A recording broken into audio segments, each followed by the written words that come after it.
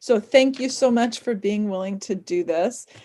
This has been a fun series for us to hear people's thoughts on what, their final thoughts, what really matters in life. Their if this were the last time you were going to get to speak to an audience, what really matters? What would you want to say? So thank you, Bobby Watson. Um, what are your thoughts on that? Well, Kelly, thank you for having me and inviting me, first of all. And that was very intriguing when my brother Ryan mentioned um, the topic. And I would like to maybe share some things. Um, the thing I found through my life is that patience and faith are two beautiful words, and they go hand in hand. Faith is hasn't been too hard. That's been pretty cool. I maintain a faith in terms of why am I here? You know, what did uh, what did God put me here for? What is my calling? Um, and I think I knew from a pretty young age that it was going to be music some kind of way in my life.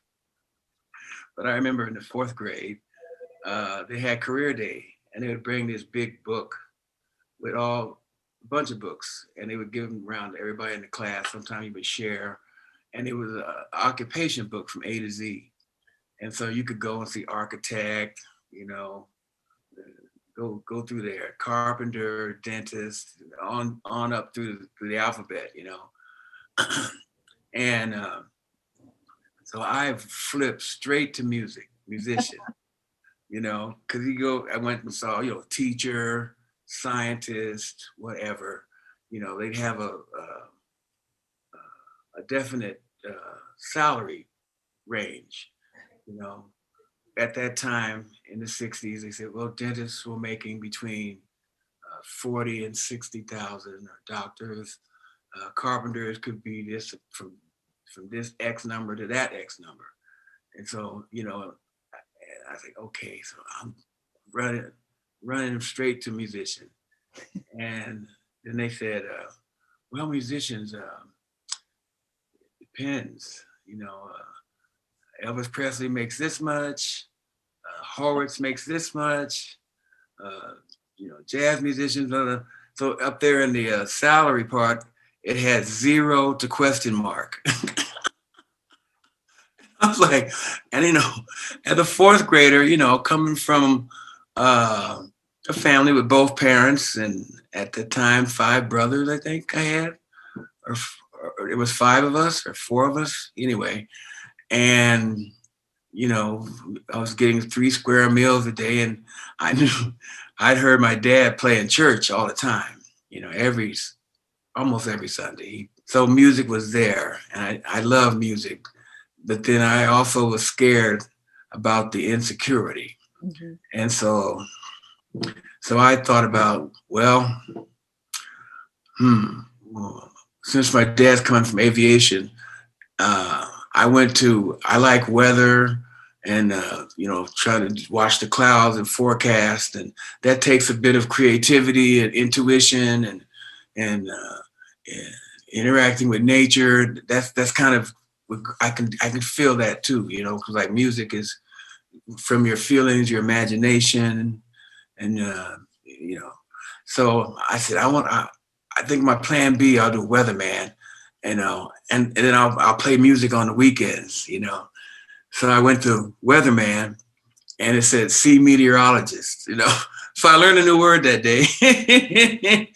I thought, yeah, meteorologist, because that zero to question mark wasn't gonna cut it, when at the end of the class, everybody goes, well, what did you guys come up with? So I went to meteorologist, and there was a solid figure. So I had my plan in place. And so that's how I was going to do it. I built me a little weather house out back. Dad had some stuff being around airports. I had some weather instruments to measure rainfall, barometer, hydrometers, windsock, all that stuff, And so it got to be, but at the same time, I was a music fanatic. I mean, started taking piano when I was 10, and everybody knew I was crazy about the music. And I tried to play piano in church, for services for my grandfather's church. And then I started on the clarinet. I used to sit around the radio and listen. So basically, that was going on. I had the keys to the band room, and I was a nerd. Like a gym rat. I was a band rat. So everybody knew it. And so one day, my friend Gary Gardner, God bless his soul, he said, Robert, you know you're a musician, man. What do you want to do? Do you want to be like mom and our dad's? Because his dad played some guitar, but he was a driver, and my dad was in aviation, but he played sax. And then whenever our band would be rehearsing, you'd hear dad start playing upstairs, and he'd sneak down and start joining in the rehearsal. And then if we rehearse over at Gary's house out in the kitchen, you hear his dad start plunking on the guitar along with the band. He's, so he's like, do you want to be like them? You know you're a musician, because they always said if they could do it again, they would be a musician. So that was my moment of truth. I started to get faced with, why am I here? And then the other thing is just, as I move through life, is having the courage to follow your passion, because nothing's going to be easy, and you're going to be tested. Some of the older musicians, I've got a lot of wisdom, and one thing they said to me was, no test, no testimony. I've leaned on the Lord my whole life. I have my kids, raised them that way, and our whole family. We lean heavily on God, and we believe strongly in the power of prayer. And I find that when you face your fears, whether it's financial or health or spiritually or career driven, if you face your fears and you shine a light on them, they usually disappear. I share this prayer with my kids, and I got this also from older jazz musicians. Jazz musicians are very spiritual people. They don't realize that they lean heavily on God. Allah, whatever you want to call them.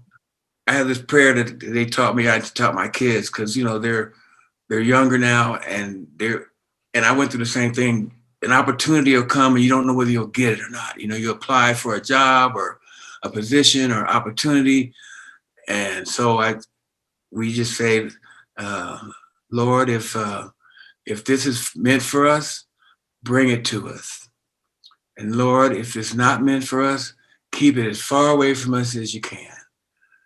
That way you have a win-win. I remember the first time when I discovered when the reality of mortality hit me, when I was really young, and one day I just ran there crying. My mom says, "What's wrong?" I said, "I don't want to die.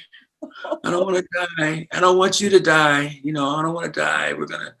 And she said, she sat me, she talked to me, and she said, and they just taught us, said, "Look, for you, and they're doing the same with their parents. Honor thy mother and thy father, and thy days will be long on this earth." So that's sort of another thing I keep in my pocket all the time, like prayer beads or whatever. I can just little things that I can just hold on and give me, take that anxiety away, Now, you also have found a calling as an educator. That's become a big part of your life. Can you tell me a little bit about that calling? Well, that started when I was in junior high and high school, because like I say, I was a band rat. Mhm. and I started on piano. So I first taught like uh, some other bandmates how to play piano. Nice. I just enjoy teaching, showing people, because our babysitters, uh, uh, the Dangerfield sisters, they were a musical family, and they had a group together that they sang, and then one of them played piano, and so they would babysit us sometimes, and we had a piano in her house, and she she taught me my first song on piano. It's called Green Onions. I'll play it for you.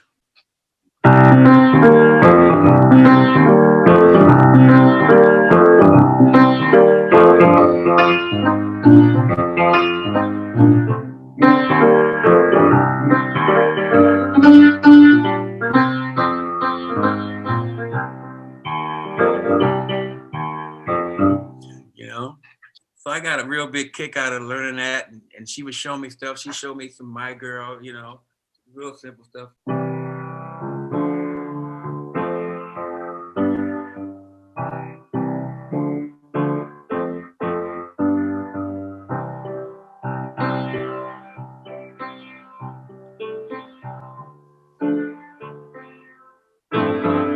Our dad taught us how to share. Mm. It was imperative, and so I started showing those things to some of my friends. And by the time I got to high school, I taught some of the drummers. In fact, his name is Gary Hines, and he's the leader of the Sounds of Blackness. We went to high school together, and I taught him how to play piano. And so Wow. now they went on and they've won a couple Grammys and stuff. So I've always wanted to, you know, I've always been free to share, because for me, it's always been easy, And then as I grew older, I realized that it's not so easy for everybody. Mhm. So this is something that special gifts that I have. But while you're rehearsing an ensemble and you're up front as the leader or the conductor, there's teaching involved in that, Mhm. because you're Mhm. trying to coach people through their parts. So it's always been in my nature to do that, and I've always been good at it. And by the time I got to New York, I was on some adjunct faculties at Manhattan School of Music and the New School and William Patterson, and I had private students, and plus I've been under some great teachers, and so I was absorbing from them, and I sort of took what I liked about them and made it, and used that to make me a better teacher. You talked about the role of faith and patience, and you talked a little bit about your faith. I'd love to hear more about the role of patience in your life, in your work. Where did you gain that? Um, hmm Um, Again, my dad taught me a lot. Our mhm. dad was very wise. He taught me, the biggest thing I think he taught me was how to listen. So when I hit adolescence, you start to feel your oats, so you want to kind of go, you know, talk over your dad and have this kind of argument Uh-huh. with respect kind of thing. And dad would cut us off and say, listen, let's make a deal. You let me talk and you listen, and then you go on throughout the rest of the day and you sleep on, you come back to me tomorrow.